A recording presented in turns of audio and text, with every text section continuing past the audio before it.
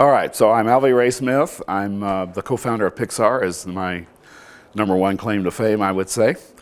I live in Berkeley, California.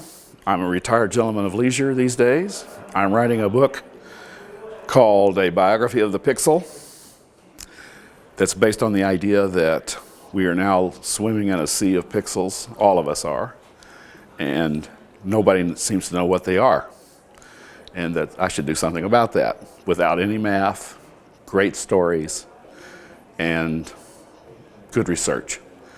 That's what I'm doing. I got my start a long time ago. I know where I got my start. My uncle was a painter. And when I was a child, I was the only relative he would allow into his studio, as long as I wouldn't say anything. So I learned how to paint, how to prepare canvas, prepare brushes, mix paints, lay out the cartoon, and execute an oil painting. I learned how to do it. So I enjoyed painting. I was also smart in math, so when this new thing came along called a computer, I fell in love with it, like everybody does.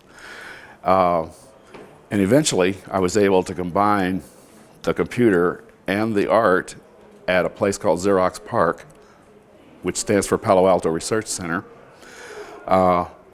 with a machine that one of my best friends in the world, Dick Schaup, had built called Super Paint. It was the first painting program in the world. Well, there might have been a 2-bit, 2-color paint program. His had 256 colors, so it was a serious paint program. And Xerox hired me to be an artist to show off this new medium called raster graphics, which of course is the only kind of graphics there is anymore. It's what we all have on our cell phones, for example. Okay. Then Xerox fired me because I said, why? And they said, well, we've decided not to do color.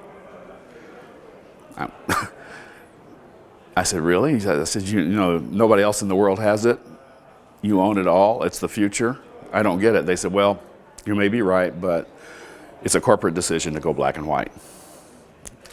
So I went by and went off to a place on Long Island called the New York Institute of Technology, where there was a rich man and a complete cell animation studio of about 100 people. And he had this cockamamie idea that you could use computers somehow to make animated movies. He didn't know how to put them together, but that was his vision. And I'd like to say his name because he's usually left out of the story. His name is Alexander Schur. We had the group, and that's where the group now known as Pixar started. It was there on Long Island in one of the mansions. This man had bought a bunch of estates, these wealthy estates on the North Shore of Long Island where Great Gatsby is located. And the mansions on these estates were the buildings on his campus. And we were in one of those buildings, the group now known as Pixar.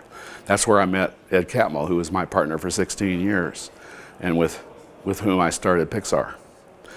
But we learned animation from the old timers who did it the old-fashioned way with pencil on paper and ink on celluloid. And we had the idea then that, hey, why don't we be the first people in the world to make a completely digital, completely computer-generated movie? So that's where it started, mid-70s. Didn't know it was going to take us 20 years to get there, and 3 patrons. So the first patron was this guy, Alexander Schur. The second patron was George Lucas. We went and joined George. But George basically didn't get it. He thought only Disney could do animation, that we didn't know how to do animation. He did let us hire a kid that we really liked named John Lasseter, however. But we had to hire him as a user interface designer because if we'd called him an animator, George wouldn't have let it happen. Then George and his wife got divorced, and I went to my pal Ed, and now remember, we're 2 computer nerds, we're not businessmen, right? And I said, Ed, George just lost half his fortune, because that's what happens in a divorce in California. He never really got it, who we are. And we had put together this the greatest collection of computer graphics talent in the world. He's going to fire us and we're going to lose this whole group. Let's start a company. And Ed agreed, so we walked across the street and bought How to Start Company books. He bought 2, I bought 2. And long story short, of course, is we did it. I'm still sort of shocked that we did it. But the hard part was raising the money.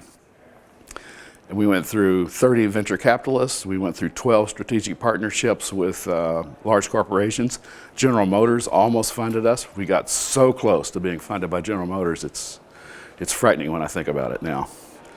And finally, it all fell apart. And there was this one guy, Steve Jobs, that came in with a low bid, and we grabbed at it because it was, the only thing we had. So Steve Jobs funded, so he was our third patron, and gave us the money. Thank you, Steve. I'm trying to imagine if I were a student now, what would I do? So I can tell you what I did. What I actually did was I wanted to make movies with computers, so I made sure that I hustled. In other words, I learned everything I could about the field, and then I went to where the action was. And in my case, that means I traded sides of the country, California to New York, California to New York, California to New York, I think that many times that I just said, because that's where the action was. Now, a lot of people can't do that. They get married, they have children, they can't do that, but I was able to. So if you can, you hustle. That's easy to say, but I'm sure it's almost impossible to do. A second thing I would look out for right now is, Moore's Law is this thing that says computers get more powerful by a factor of 10 every 5 years. It's a revolutionary speed up, and it's still underway. It's what powered everything I've done in my life, and it's still underway. It's so powerful that computers, by 2025, computers will be 1 trillion times more powerful than they were in 1965. 1 trillion. You can't even imagine what that means. But we can guess, and one of them might be that, why should there be Pixars even? Why not be garage bands making movies with computers in a garage? Because they're going to be so powerful soon. If you sped up computers today by 1,000, they're 1,000 times cheaper and so forth. What can you do with them? I can't imagine. That's what it means to be an order. We don't know how to think beyond an order of magnitude, and I'm talking about 3 orders of magnitude in the next 15 years. Somewhere in there's got to be, a pony in the pile, as we say in Texas.